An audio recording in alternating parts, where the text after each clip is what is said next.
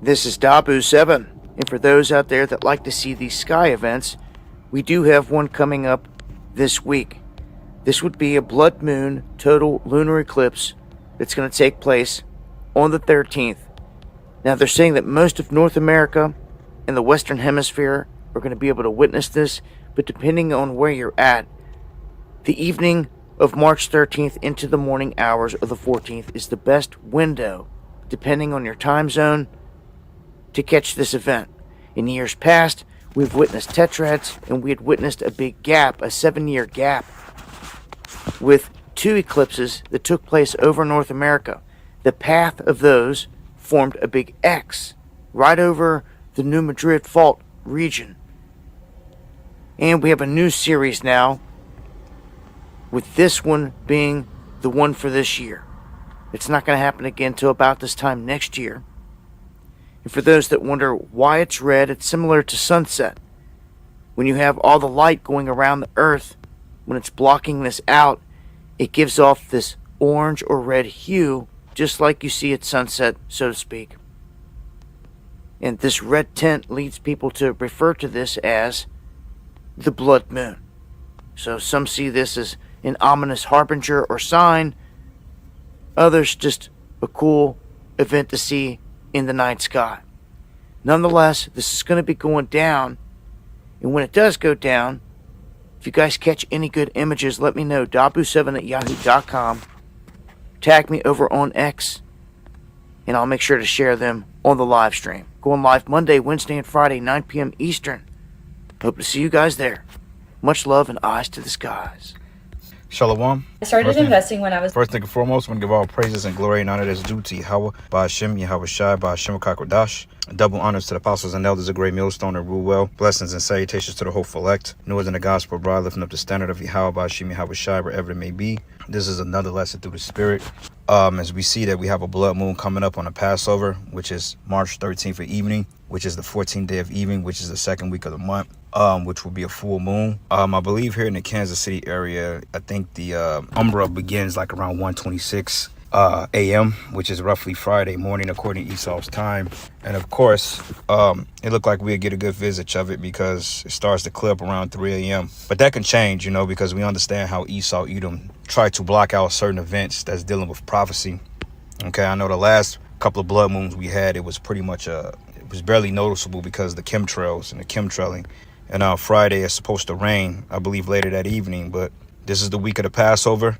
We have a very, very prevalent sign. And this is signs all proceeding to the coming of Yahweh Shai, his second coming, which would deliver his elect, okay, of the Negro, Latino, and Native American, which are the biblical Israelites. All right. So with all these signs in the heavens, prophetic events, economic collapse, World War III, it's safe to say that we expect things to intensify after the Passover. And, you know, just me personally speaking, I speak as a man, but I anticipate it to be a very confusing and a dark and a violent summer this year, especially when prices of goods continue to go up amid fear recession, you see.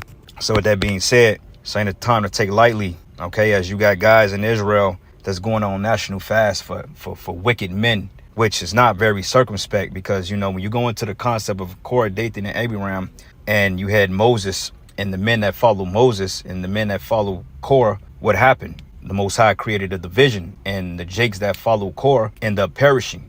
Okay, I believe that the Lord opened up a sinkhole and swallowed, I think it was like a sinkhole, and then I believe the rest was devoured by fire, if I'm not mistaken. But like, I think it was 250 men, if I'm not mistaken. I think it's number 16. It's been a while since I read that story. But that's a prime example as the spirit that Jake is in, pardoning wicked men but condemning the righteous, which the scriptures say, he that justify the wicked but condemneth the just is an abomination. All right, so Lord's will, mass judgment starts on the night of Passover. Okay, because the scriptures say, though it tarry, wait for it, because it should surely come to pass. This is Fox 5. It says blood moon total lunar eclipse happens next week, and here's how you can see it, which, you know, we're familiar with these phenomenons. Okay, since I've been in the truth, I've experienced so-called blood moons, which are lunar eclipses, solar eclipses, which we had one last year that pretty much X'd out Babylon, which in the Hebrew, in the Paleo Hebrew, the X goes into the Hebrew word tha. The tha and the ah, which is the a, or alap, or alep, which is the ah in the Hebrew. But it says here, sky watchers across America will have the opportunity to see a total lunar eclipse next week if the weather cooperates. And we understand that Esau chemtrails. Okay, you have some which is called chemtrailing, which he's continuing to spray the skies and bombard the skies with these poisonous chemicals that cause all types of diseases and respiratory issues. And, by spraying metals and barium oxide into the atmosphere. And we ingesting these particular poisons, man. Hence why everybody is ultimately sick. And also going back to this article, it says how America would collapse by 2025, which this was published back in 2010. And honestly speaking, it's pretty much on point. Which I did like a small series on it, which I may have to get back into, because honestly speaking, I can do like 15 lessons off this article alone. Going back, it says here, the timing of the event is next week. Is such a total eclipse that will be visible to the vast majority of America and the Western Hemisphere. It reads, across to NASA, the moon would appear to turn red when it passes to the Earth's shadow on the night of March 13th, which is the night of the Passover, or early in the morning of March 14th, depending on your time zone. All right, it says, unlike a solar eclipse, special polarized glasses are not needed to see the lunar eclipse, but the eclipse can be viewed with the naked eye, although telescopes and binoculars can enhance the viewing experience. It reads, the total lunar eclipse happens during the full moon when the Earth is exactly between the sun and moon, and the moon passes through the shadow cast by Earth and turns our only natural satellite a reddish color. It says, while most of the country will theoretically be able to see the eclipse, cloud cover could play a big role in whether people's individual regions are able to enjoy the celestial event.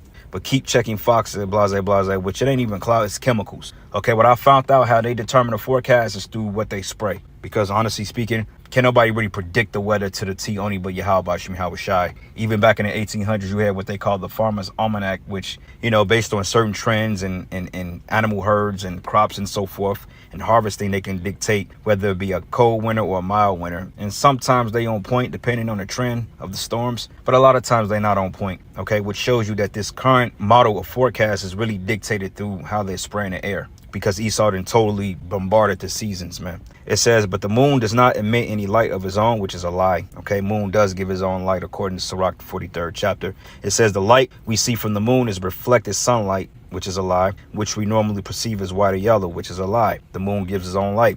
It says during the lunar eclipse, the moon appears to turn red or orange because the sunlight that hits the moon is filtered through Earth's atmosphere.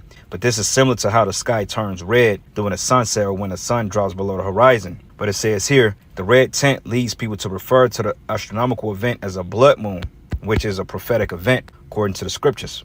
Let's get this in the book of Sirach 43. I think it's 43 and 6. Yep, 43, and I'm going to start at verse 6. And it reads, it says, he made the moon also to serve in her season for a declaration of times, and we're declaring the time of the end. All right, we're at the end of Esau's empire, because when you go into the address, it tells you about the 10th part already being passed, all right, which was roughly 2,500 years ago. Now we're at the end of the 12th part, which these goes into dispensation periods of time. And we're at the end of Esau's rulership, okay, which will mark the end of this age into a new global or a new golden age, which is called a utopia, which is the kingdom of heaven, which will take place over a course of eternity.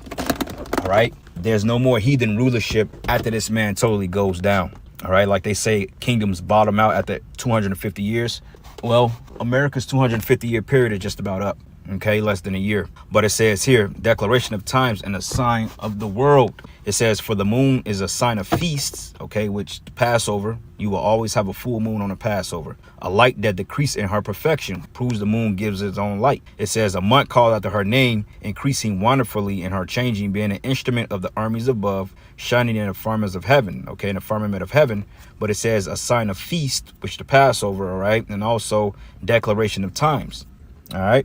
So let's go to the book of 2nd Esdras, the 9th chapter, and I'm going to start at verses 1.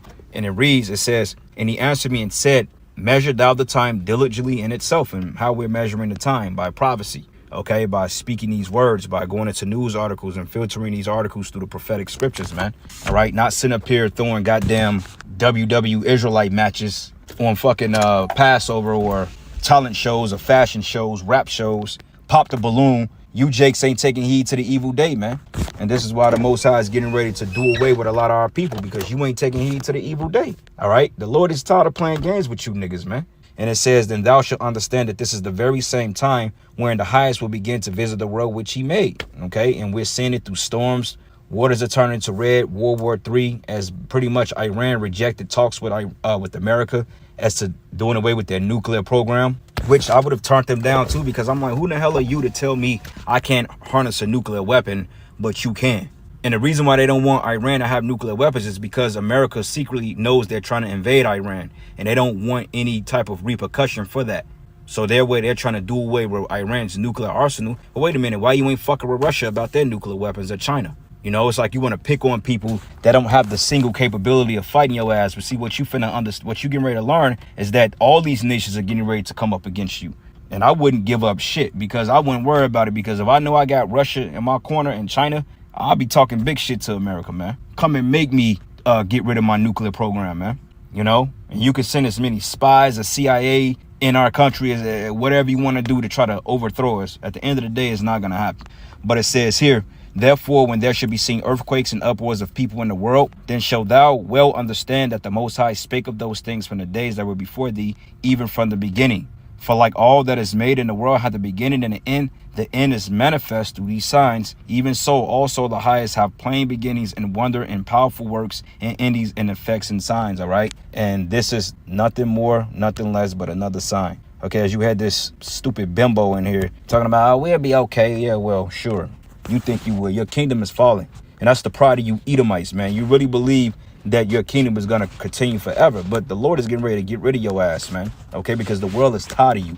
We're tired of you. Fucking the world is tired of you. Animals are tired of you. Nature itself is tired of you. Okay, you just need to go down, man. You know, you just need to go down and never come back, all right? A world without Esau is a world that we look forward to. Okay, we ain't got to worry about your tribunal courts. We ain't got to worry about your punk ass IRS. We ain't got to worry about your fucking pig, your cops. We ain't got to worry about your pedophiles. Okay, we ain't got to worry about somebody trying to oppress us. You know, it's just enough is enough. We're tired of you, bro. It's time for you to leave. And it says here, and everyone that should be saved should be able to escape by his works, which is this work in faith. Faith without works is dead. But it says, whereby ye have believed, shall be preserved from the said perils, okay, through our faith, and shall see my salvation in my land and within my borders, for I've sanctified them for me from the beginning. So, brother, there is a safe haven that the Lord is going to allow brothers to enter into during this hour of Jacob's trouble. Okay, while some brothers are going to get caught up in the chaos, you know, the FEMA camps and stuff like that. But us as a collective, I really believe we're going to be okay, man. Okay, I believe that the Lord is going to have us put up somewhere, just kind of spectating all this shit going down. And we'll be in the midst of it. We'll see it. We'll experience it. And I believe the Lord is going to give some of us the ability to do what we got to do to navigate through this shit. But overall, we going to all come out. I think we're going to be okay. I know we're going to be okay. So that's something to look forward to. The quicker this system collapses, man, the better. Joel 2. And I'm going to start at verses 28. It says, and it shall come to pass afterwards that I will pour out my spirit upon all flesh. And your sons and daughters shall prophesy, and your old men shall dream dreams, and your young men shall see visions. And we're seeing this, all right? It says, and also upon the servants and upon my handmaids, in those days I will pour out my spirit, and I will show wonders in the heavens and in the earth, blood, fire, pillars of smoke, and the sun should be turned into darkness, and the moon into blood, before the great and terrible day of the Lord come. Okay, so this is what we're witnessing. We're witnessing these galactic signs, man. Like just maybe last week, the beginning of end of February, we had a 7 planetary alignment, okay, in the heavens. And then in end of January, we had 6 planets. And then all of a sudden, you know, we got a blood moon. So these are signs, man. And you stupid jakes, you ain't paying attention to none of it, okay, because you're so hell-bent on getting your bag or getting your purse or living out your days in America, hoping things will bounce back, and it won't. And it says, and it shall come to pass that whosoever shall call on the name of Yahweh shall be delivered. For in Mount Zion and Jerusalem shall be deliverance, as the Lord have said, in the remnant whom the Lord shall call, which the elect. So we're going to call on the name of Yahweh Ba'Shem Yahweh Shai at the first sign of trouble. Even every day in our daily lives, we call on Yahweh Ba'Shem Yahweh Shai. You see? So it's, yeah, brother, it's something to look forward to. And I pray like hell during Passover, this is when the Lord start judging you niggas, man. All right? This world completely.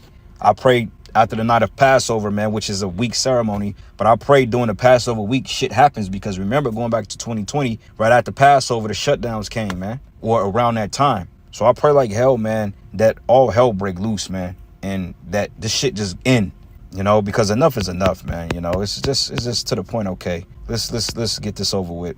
But anyway, Matthew's 27. And I'm going to start at verses 29, and it says here, 24 and 29. It says, immediately after the tribulation of those days shall the sun be darkened, and the moon shall not give her light, and a star shall fall from heaven, and the powers of the heavens shall be darkened, shaken. And then shall appear the sign of the Son of Man in heaven, and then shall all the tribes of the earth mourn, and shall see the Son of Man coming in the clouds of heaven with power and great glory. And that's going into the elect. I mean, Salakia, that's going into the chariots, the deliverance.